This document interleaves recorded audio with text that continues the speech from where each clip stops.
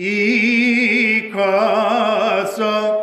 ৰূপে হৰি সবঘতে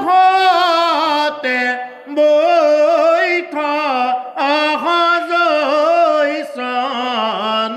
গগন বিআপি। ঈশ্বৰ স্বৰূপে হৰিয়ে সকলোৰে ঘটবিলাকত কি কৰি আছে? বহি আছে।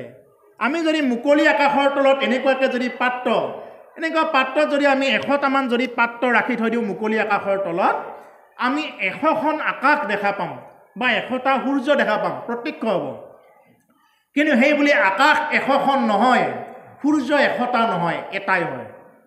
ঠিক তেনেকুৱা যে ঈশ্বৰ এজনেই হয়, কিন্তু আমাৰ প্ৰত্যেকৰে ঘটবিলাকত, এইটো আমাৰ শৰীৰটো এটা ঘটহে, এটা ঘট, আৰু এইটো তেজ মঙহেৰে গঠিত, এইটো এটা ঘট। এই ঘটটোত কি হৈ আছে? ঈশ্বৰ পুৰুষে বিদ্যমান হৈ আছে। মই যোৱাকালি কৈছোঁ কথাখিনি যে আমি আনন্দ ব্ৰহ্মৰ অংশ, আমি প্ৰত্যেকে। আমি সেইফালৰ পৰা চাব গ'লে আমি প্ৰত্যেকে আনন্দ ব্ৰহ্মৰ অংশ। সদানন্দ সনাতন, তেওঁ স্বৰূপানন্দ, তেওঁৰে আমি সেই আনন্দ ব্ৰহ্মৰ অংশ। গতিকে সেই আনন্দ ব্ৰহ্মৰ অংশৰ কাৰণে আমি সদায় আনন্দটো বিচাৰি ফুৰোঁ। ক'ত পায় আনন্দ? ক'ত পায় আনন্দ?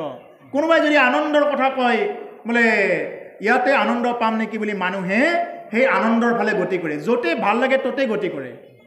কিন্তু মানুহৰ আজিকালি দুৰ্ভাগ্যৰ কথাটো কি জানে? মানুহে আনন্দ বিচাৰি বিচাৰি খাওঁ পিওঁ মস্তি কৰোঁ, এইটোত আনন্দ বেছিকৈ কৰে। কেৱল খাব লাগে, কেৱল পিব লাগে, আনন্দটো বোলে তাতেহে পায়।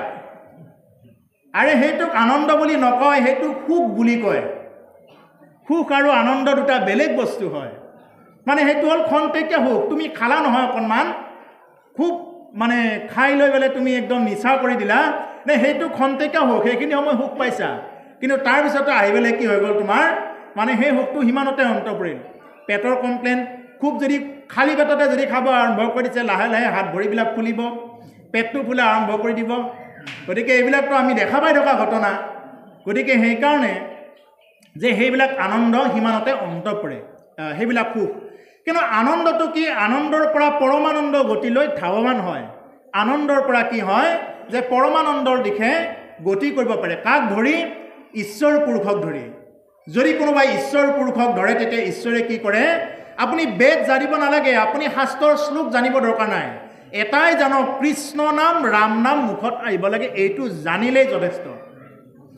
যদি কোনোবাই এইটো জানিলে যে মোৰ জিভাৰে আৰু মুখেৰে কেৱল কৃষ্ণ নাম ৰাম নাম ওলাই থাকিব লাগে, ভকতক দেখাবলৈ কৃষ্ণ বুলি দিব লাগে, এইখিনি যদি অন্তত আহিছে, ইয়াতকৈ আৰু জ্ঞানী হোৱাৰ দৰকাৰ নাই। এইখিনিয়ে যথেষ্ট জ্ঞানী।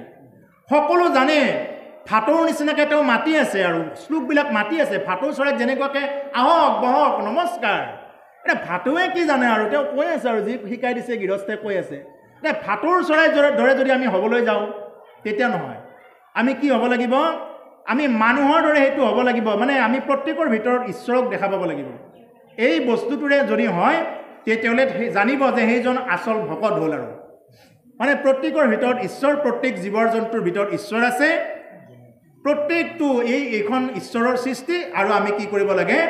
কেৱল কৃষ্ণ নাম ৰাম নাম লৈ থাকিব লাগে।